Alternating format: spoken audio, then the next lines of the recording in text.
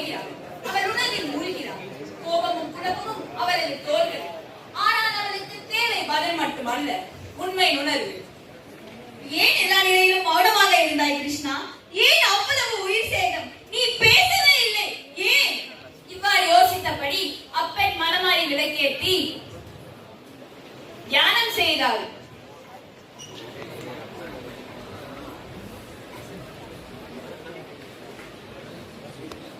கண் திறக்கிறேன். நாம் எங்கே? இது போர் முடிந்த குருக்ஷேத்திர பூமி ஆகிற்று. நீங்கள் காந்தாரி அல்லவா? காந்தாரி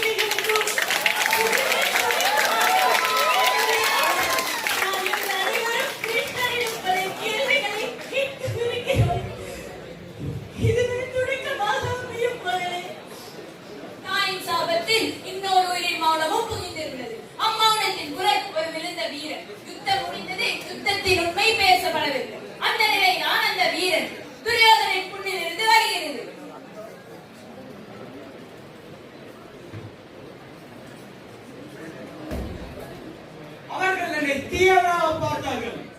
எனது தர்மத்தை யாரும் கேட்கவில்லை, உணரவில்லை.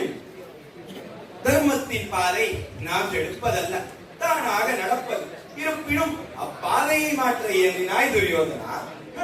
நீ என்னை அழைத்துக் கொண்டு பேசியிருந்தால் இன்று நான் வேறு மனிதனாக இருந்திருப்பேன் அல்லவா? ஒவ்வொரு மனிதனும் தன் மனம் உணர, தன் மனம் திறக்க வாழ்க்கை ஒரு வழி கூறும். அவ்வாறு உனக்கு வரும் பொழுது நீ என்னை விட என் படையை அல்லவா மிகுதியாக எண்ணினாய்.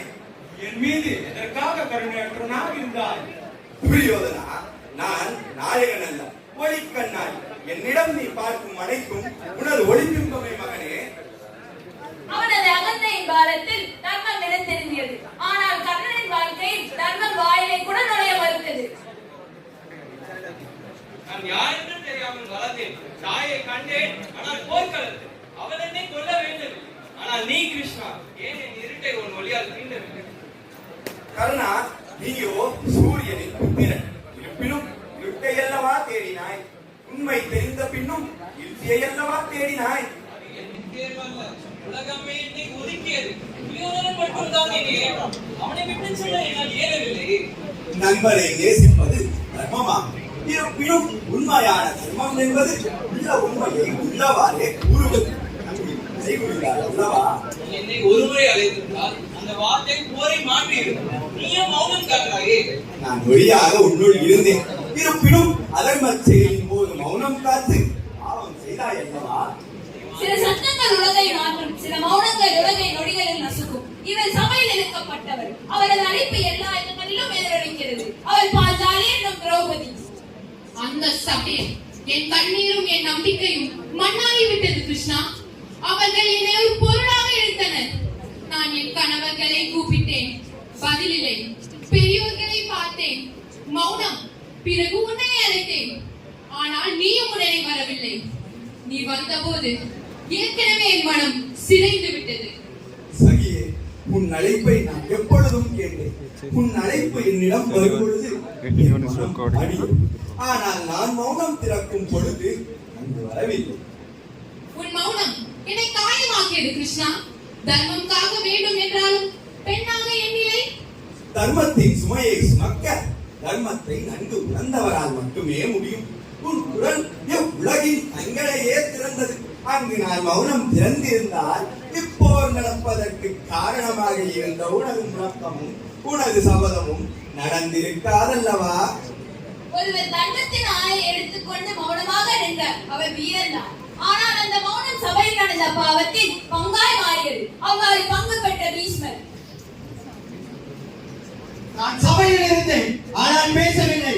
என் சத்தியம் என்னை கட்டியது கிருஷ்ணா. நான் தர்மத்தை நேசித்தவன், ஆனால் அநியாயத்தின் நேரத்தில் மௌனமாக இருந்தேன். பிதாமகன் அவர்களே,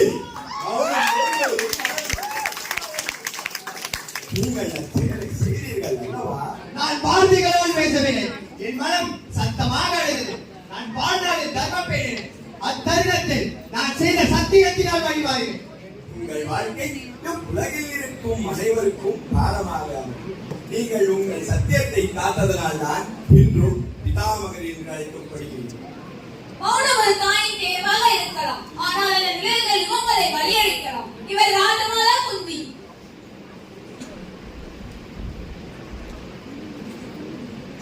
நான் கர்ணனை விளக்கினேன் கிருஷ்ணா. அவன் என் மகன். ஆனால் என் வார்த்தை தாமதமானது. நான் என் பிள்ளைகளை இழந்தேன். ஏன்?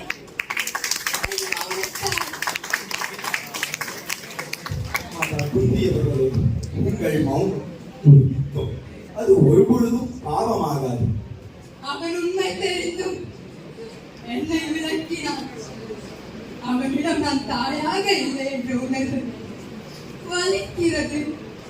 கர்ணன் உங்களையும் நன்கு உணர்ந்தான்.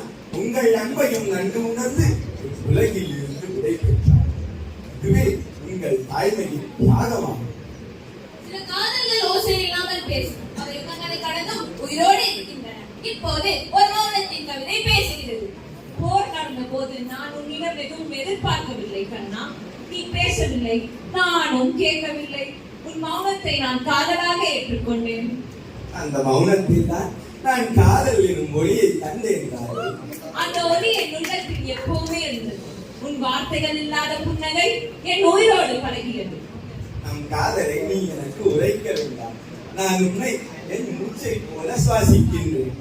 அதனால் தான் நான் பேசவில்லை, நீ பேசவில்லை என்பதை நான் பாடலாக கேட்டேன். அப்பாடல் தான் எனக்கு ஒரு வழியாக இருந்தது. காந்தாரி சபித்த போது மௌனம் ஒரு அளவின் அமைதி போல தோன்றியது. பின்காலம் அவளுக்கு சொல்லிவிட்டது அது ஒரு கடமையின் வழி என. நான் என் கண்களை மூடினேன் கிருஷ்ணா. ஆனால் சிந்தனையில் அல்ல. எல்லோரும் பிள்ளைகள். ஒவ்வொருவரும் என்னுடைய உயிர். அவர்கள் போரில் சாய்ந்த போது நீ பார்த்தாய். ஆனால் பேசவில்லையே கிருஷ்ணா.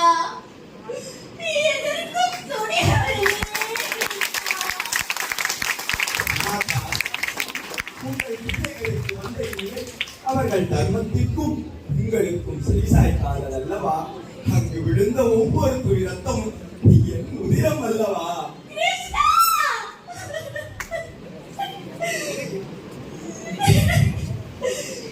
நான் உன்னை சபித்தேன் உன்னுடைய மௌனத்தால். ஆனால் தினமும் மனம் வருந்துகிறேன் கிருஷ்ணா. நீயும் என் மகன் போலதானே கிருஷ்ணா.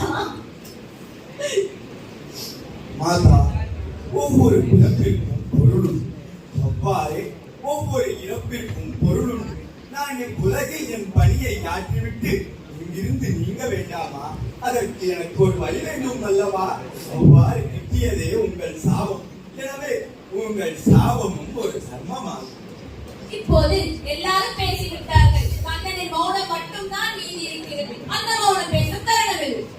நான் மௌனமாக இருந்ததனால் அனைவரும் என்னை தீயவனாக எண்ணினீர்கள். மௌனம் காப்பது உண்மையை மறைப்பதற்கல்ல. சில சமயங்களில் மௌனத்தில் தான் தர்மம் பிறக்கும். அச்சமயம் வரை நான் காத்திருக்க வேண்டும். நான் உங்கள் அனைவரையும் உணர்ந்து உங்கள் அனைவருடனும் வாழ்கிறேன். ஆனால் நான் நடக்கும் பாதை தர்மத்தின் பாதையாகும். இப்பொழுது புரிகிறது நீங்கள் எதற்காக மௌனம் காத்தீர்கள் என்று. நீங்கள் தர்மத்தை பேசியது வார்த்தையால் அல்ல, உங்கள் செயலால். உங்களின் மௌனம் ஒரு பாடம், தவிர்க்க முடியாத உண்மை. எங்களின் அனைத்து கேள்விகளுக்கும் முன்மூலமாக விடுக்கின்றேன். சத்தம் இருக்கும் இடம் எல்லாம் தர்மம் இருக்க வேண்டிய அவசியம் இல்லை. சில சமயங்களில் மௌனத்தில் தான் சரித்திரம் எழுதப்படுகிறது. எச்சமயத்தில் நாம் மௌனம் காக்க வேண்டும் என்றும் எச்சமயத்தில் நாம் மௌனம் திறக்க வேண்டும் என்று அறிந்திருந்தால் நம் வாழ்வில் எந்நாளும் எப்பொழுதும் தர்மம் நிலைத்திருக்கும்.